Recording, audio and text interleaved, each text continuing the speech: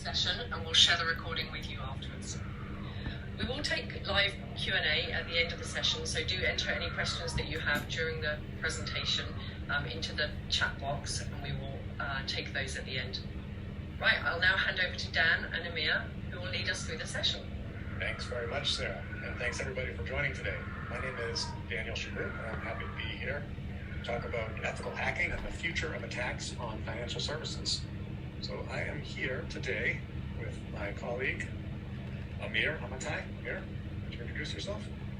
Hi everyone, I'm Amir. I started my career as a teenager, trying to bypass DRM and anti-cheats for fun, and learning to reverse engineer apps at home. Later I joined the 8200 unit, aka the SIGINT unit within the Israeli Defense Forces. With time, I found myself slowly turning from the offensive side of cybersecurity to the defensive side. Today, I defend apps against my teenage self. Thanks, Amir. So, and I'm Dan Chabot. My background is not nearly as exciting as Amir's. I've been working in technology for about 20 years. Before Digital.ai, I was at Microsoft. Before that, at an IoT startup, IoT security, that is. And then I spent 5 years at Akamai. Before that, at RSA. So very happy to be here today. And we're going to talk about, first of all, why are people attacking financial services apps? And then we'll talk about the state of financial services defense or cybersecurity defense. And then Amir is specifically going to dive a little bit deeper into the attack vectors that we're seeing most often being used against FinServ institutions. And then finally, we'll round out with a few free resources for you to get to know more about how to protect yourself from the attacks that we're seeing and describing. And then, as Sarah mentioned, we're going to answer some questions, whatever questions you have during this presentation. So, why attack financial services apps?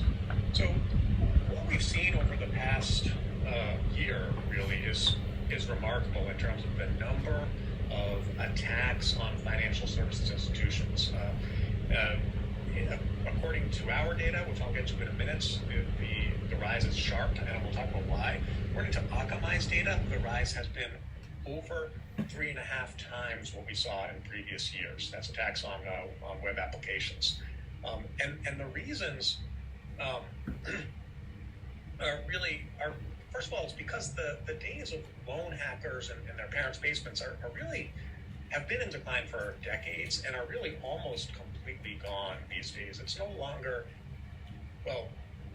less than 1% of attacks that are seen are perpetrated by people who are doing it for the laughs or doing it for the street cred. The motivation for attacks is financial gain, which is what you see here in this Verizon data breach incident report from 2022. The second leading motivation, again, is not for the laughs or for street cred, it's espionage. And then third is for ideology or for some sort of political cause. So what we're seeing is over the past couple of decades is a monumental change in the motivation for hackers. And it stands to reason that if the motivation is financial gain, then who are they going to attack? They're going to attack a financial institution. The other thing that we're seeing is that as the threat landscape or really the attack surface has expanded beyond the back end of the financial services or really any organization's network to the mobile device or the web browser endpoint, we're seeing more and more attacks perpetrated against those endpoints, whether they are mobile devices or web browsers. And so in order to illustrate this, I wanted to show one of the data points from the Verizon data breach incident report from 2008, where online data was by far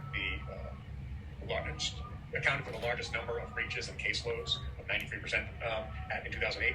And then in 2021, somewhere around 18% of breaches were perpetrated against user devices, as shown in this graphic in the bottom right-hand corner. So that's a 2.5 times increase over the course of the past, we'll call it, say, 13 years in the number of attacks that are targeting end-user devices, which is specifically what we want to talk about today. So now that's a little bit of data from Verizon DBIR and a little bit from Akamai. We also have data from our own studies that we conducted this past November for the applications that we saw in the wild over a course of 1 week in October of 2022. And in this particular study, we found that 55% of the apps that we monitor were run at least once in a debugger or with modified code. Now, what I mean by that is of the apps that we monitor, I'm talking about the number of apps as opposed to apps instances that were modified. So in other words, if we're protecting 4 apps from 4 different banks and we see 2 of them have been run with some form of modified code, that would be 50% of all apps that we protect.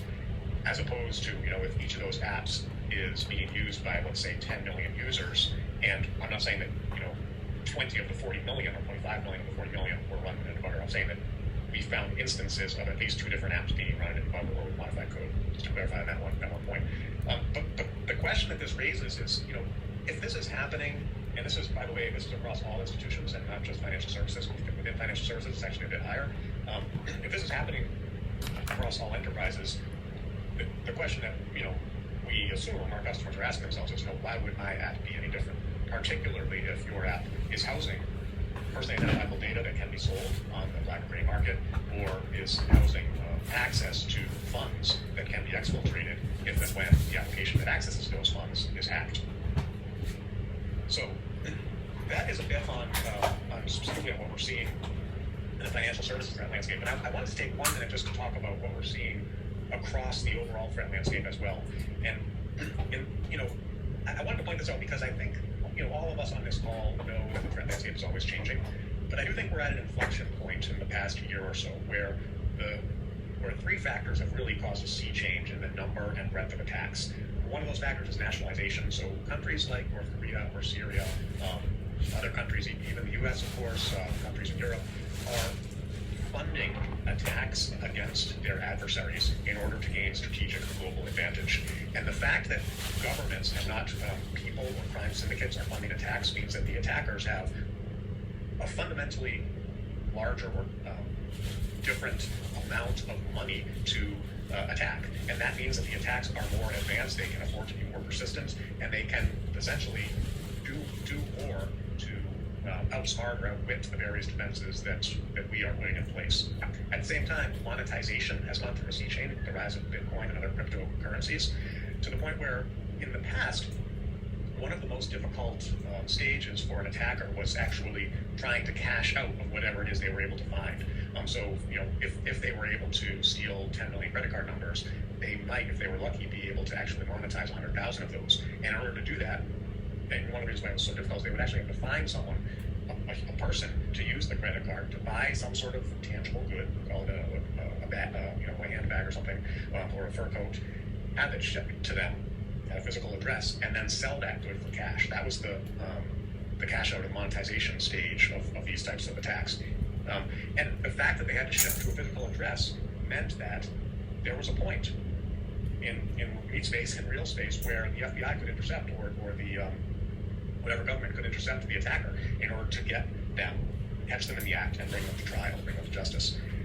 With cryptocurrency, the cyber criminals no longer have to worry about that, and that's one of the reasons why we're seeing so much ransomware these days, is that it's easier, much easier, to demand money in exchange for whatever it is that the attackers are stealing through cybercrime.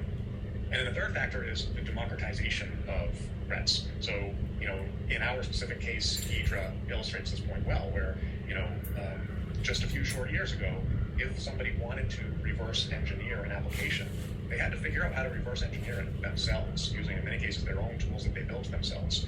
However, once WikiLeaks got their hands on Hydra, which is an automatic disassembler, and leaked that to the public, all of a sudden, there's a much easier to use tool in any would-be attacker's hands that they can use to disassemble code and look at what makes up an application in order to crack it, or get that application to do some of the things that Amir is going to describe in a few minutes.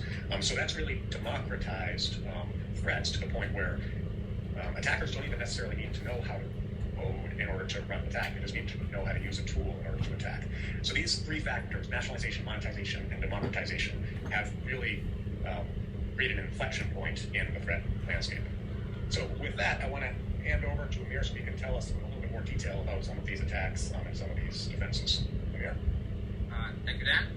So before I talk about the different threat vectors, that's specifically to FinServ institutions, I want to talk about the best way we can think about defense. analytics and telemetry. Besides being helpful for using user experience or audience reports, or leads collection, monitoring of front-end security is one of the most underestimated aspects of it. If someone is coming to kill you, rise up and kill them first. This is something from the Hebrew Talmud. How do you know if someone is coming to kill you? The end of your network is the beginning of their attack. How do you know if someone is performing reconnaissance on your apps or your networks? What does it mean when a bad actor performing reconnaissance? The beginning of the attack starts with the front-end piece. With it, attackers will start the second phase, the initial investigation, and the basic knowledge of the different backend services and the third-party services they use. Being able to detect tamper events in specific and different sections of the website or the app could give in the direction of which the attacker is about to break in. Moreover, when inspected retrospectively, having the entire chain end-to-end could help in understanding the entire breach, how did it start, and which fronts require security tightenings. Now let's talk about the different attack vectors that's relevant for financial services. The attack surfaces of financial service, as we can look, are in multiple axes. We can look at it as the technological end and the human end. We can look at it as the back and the front end. We can look at it as the service or at the customer's end. At the end, we have many combinations which influence one another. For example, obtaining the personal identifiable information of an end user will help an attacker to socially engineer the FinServe's employee. Social engineering employees could give in information about the backend and the supply chain, and so forth. Even today, when you cannot fully trust applications that come from official app stores, when we talk about apps in the wild, and especially the free ones, they are very likely to contain a malicious code in them, or at least some sort of spyware. Although any infected application could potentially lead to permanent malware installation on the end-user device, having the FinServe application as the readback actually spares the attacker from using any special capabilities or 0 days by just changing the remote server address. One good way for mitigating this simple scenario would be deeply integrating different anti-tampering cards, integrity verification cards, for example, that would turn the process to even harder than any other methods. Phishing. Phishing is the most popular attack, mostly because the attacker doesn't have to chase any technological advantages. Since the rise of AI in the last couple of years, many software-based solutions proclaim to deal with phishing, but wherever there's a human factor involved, phishing will always have its place. One of the easiest ways to deploy a convincing phishing operation would be just repackaging the original website. The closer the phishing site would look as their source, the more victims it would successfully catch in its net. One way to mitigate this scenario would be implementing anti-tampering mechanisms throughout the website, including obfuscation and integrity verification codes. This would turn the solution from a simple case to a hard one. Overlay attacks. The overlay attack is a special attack vector. Even though it can utilize the steal credential in any kind of form page, it is implemented almost exclusively with forms used in FinServe. Most of the technological effort would be simply create a single form page that would be laid over the original and would capture and send the end-user sensitive data to the threat actor service. To mitigate this, the target app must explicitly disable the option to enable overlays. In case the app does not disable overlays, app protection packages such as ours provide a means to detect overlays, bundled together with jailbreak and root detection techniques. This leaves the attacker with no straightforward way to utilize this vector: code injection. A code injection could potentially happen by either a backend or a front-end vulnerability, but the end result affects the end-user side, giving some preconditions such as a permissive cross-origin configuration or a vulnerability in a third-party service. A code injection could leak out information from the front-end to the attacker's service directly, or through the vulnerable third-party service. Many times, as we've already seen in the growing supply chain attack trend, FinServes are deliberately including manipulated code into their own code, effectively scoring an own goal. One way to mitigate this would be through integrity codes that would block any hooking attempts or DOM modifications made by the injected code. Also, obfuscating code would make spear targeting the website much harder for the attacker.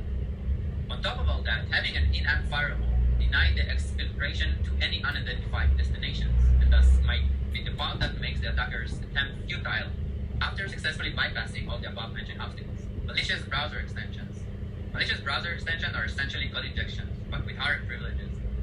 These can be installed either by getting a legitimate extension from the official extension store, through drive-by websites, or by simply tricking the user with false claims. Extensions are dangerous because they can override the security policies that would have been mitigating a regular code injection. The mitigation for this would be the same mitigation for any code injections, but also by specifically detecting already known malicious browser extensions. Malicious keyboard apps. Malicious keyboards are also a case of malicious extension, but now it applies to even applications and lives across multiple apps. Some keyboards were leaking sensitive data to third-party services with the claim of assisted autocorrections, telemetry, and more. One way to mitigate this will be having malicious packet detection. Another way would be recognizing any external code or modules that's living alongside our protected app, which is not part of the operating system we run on. Supply chain attacks. Supply chain attacks are so widely reported today that it is easy to forget that not too long ago, the attacks were almost invisible. If a FinServ had to protect its backend perimeter and shield its own client side for any security misses, that's probably indeed there. Now the threat also comes from either the development environment, it comes from the development dependencies, the production dependencies, and even the third parties that the service actually rely on. Supply chain attacks are highly effective against FinServ because A, due to highly demanding security and compliance regulations, the number of third-party security services and the dependencies are high, and so they're the attack surface. Regulation also shifts the security to be tightened on the backend, rather in the development environment. To mitigate this, we must look at the different possible attacks that we haven't managed to see up until now. Code injection would be one major scenario in supply chain attacks. We've seen many mage card and even other generic code injections happening. Having the same protection as you would have with normal code injection would protect anti-tampering attempts from happening from the malicious injected code. Also, shielding the development environment to detect and prevent any attempts for leaking the source code or credentials utilizing the in-app firewall. In addition, having the CI/CD protected and obfuscated would prevent even a speared attack operation to successfully yield any results. Malware. Malware could be one of two classes. It could be a generically operating widespread piece of code, for example, a crypto miner or a ransomware. The second class would be in a form of a Trojan horse, where it acts as the remote extension of the attacker, waiting for a command to act, where it is guided directly by the attacker. Well, one would think that an endpoint protection could be a reasonable mitigation. Most of the industry, even if with the latest generation of AI-assisted detection, most of the new variants go undetected. Surprisingly, in the mobile realm, resiliency is much better solution than an endpoint protection. First, having heavily obfuscated code denies from attacker to pinpoint any specific areas where you could try to hook. Second, let's assume the attacker has successfully been able to pinpoint such place fast enough between client code releases. Integrating integrity guards all over the place, validating the application and operating system code would trigger tamper action way before any meaningful operation could happen. Also, utilizing white box cryptography could even deny any automated ways for pinpointing strategic hook points for either certificate pinning or just messing with the data files. The best way is to assume that you always have been breached. Okay, thank you very much, Amir. So, most of you, we've seen a couple of questions come in already. If anybody has additional questions about any of the topics that Amir just covered, please put them into the chat, the Q&A box on your browser, and we'll get to those towards the end. In the meantime, I want to cover a couple of points that are we've actually heard more and more of our customers asking about. And that's, in most cases, of course, our customers, they're already convinced that they need some of the mitigations that Amir just described in terms of hook detection, swizzle detection, anti-tamper, and the ability to provide RASP, or runtime application self-protection. And in addition to that, they're looking to further integrate the application of application security into their DevSecOps process. And the reason why that is just to go back for a second to some of the FinServ specific stats here, is that whereas Honeyman and IBM were saying as of 2022 that the average cost of breach was $4.35 million for organizations as a whole, the cost of a breach to FinServ organizations was significantly higher, $5.97 million. So very roughly, say 50-60% higher. And then the cause of breaches, as I mentioned at the beginning of the presentation, are still applications. Those are the cause of external breaches. And as a result of this, analysts like Gartner are saying that DevSecOps is reaching peak productivity in 2022 and beyond.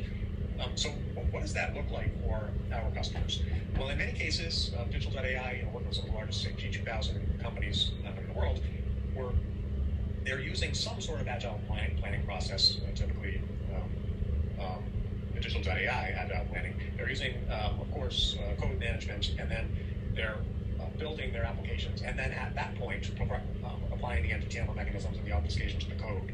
and testing that application, and then as part of the release process, testing to make sure that protections have been provided before they deploy the app into the wild, and then use, again, a digital.ai application security to monitor the apps that are out into the wild, and when and if an attack is detected, either shut down the app or force some sort of custom action, such as two-factor authentication, or the deprecation of, let's say, in the case of a financial institution, the ability to transfer money or to withdraw money. So this is kind of a high-level sketch of how a company might integrate application security into their CI/CD pipeline. And the other thing that we're seeing with many of our customers is that they already are applying some sort of static application security testing or dynamic application security testing, really more the former than the latter, SaaS tools. And when they do that, they're doing that before the build. So that's providing one layer of security. But typically they're saying, okay, that's finding the SaaS that is, that's finding the known vulnerabilities. But what about the vulnerabilities that we are putting into the app in the form of the instructions on how to get past the firewall, either through an API call or some other means, in order to access the backend systems? And those are the instructions that, by definition, have to be included into your app in order for your app to function. It's sort of the illustration of this is easiest in the case of financial services institutions, where the application, of course, has to access. In my case, let's say I'm using a consumer app to access my funds in the back end. Of course, my app has to be able to access my funds, as well as my personally identifiable information, as well as information about the accounts to which my funds are linked, in order for it to be useful to me. I need to be able to deposit checks. I need to be able to transfer money all on my mobile.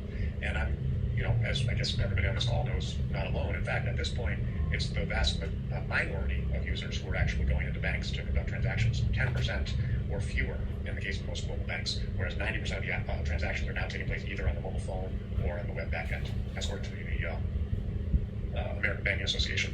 So this is a high-level view of how how application security is integrated into the DevOps process. And what we're doing, of course, is taking the applications that you see on the right that have that access through the network firewall and essentially locking it down such that the disassembled machine code is no longer readable to a threat actor. And those mobile apps, web apps are protected, and we're providing the means to monitor those apps, and we're providing RASP, or runtime application self-protection, to those apps. Now, what we're seeing today, we're seeing one of the largest banks in the world is using our protections to protect 30 million instances of their app. And that resulted in them detecting 300,000 tamper events over the course of 2021. And that can be anything from the app was run in a jailbroken or rooted device, to it was run in an emulator, to it was run with modified code. And those gradations are something that our customers are able to fine-tune using tools like our threat analytics tool, like AppAware.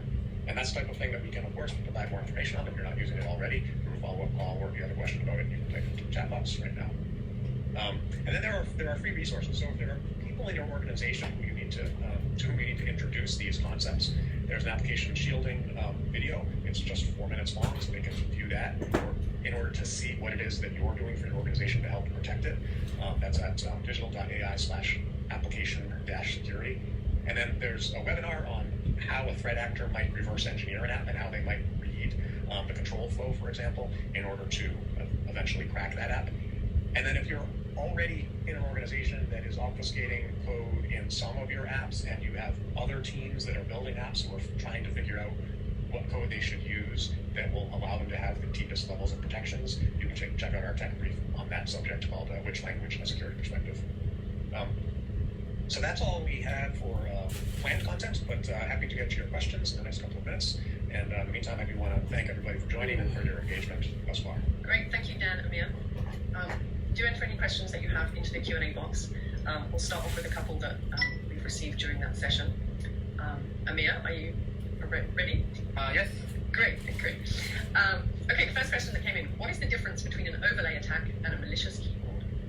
So an overlay attack is basically a mimic or a replica of a web form, basically, that supposedly has a different address that the data would be sent to. And a malicious keyboard would be a similar scenario where, in the desktop realm, it would be looked at as a keyboard sniffer.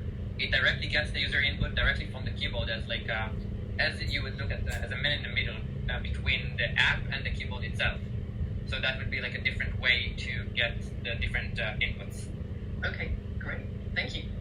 And another question we have, why are we seeing more attacks on web and apps these days? Is there a particular reason for that trend? That's a good question. I believe that would be because there are more and more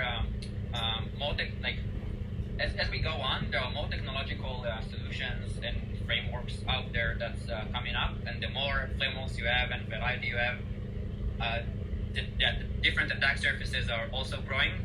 And because we have like so many different frameworks, also there are many different dependencies, and by that it also increases the different attack surfaces.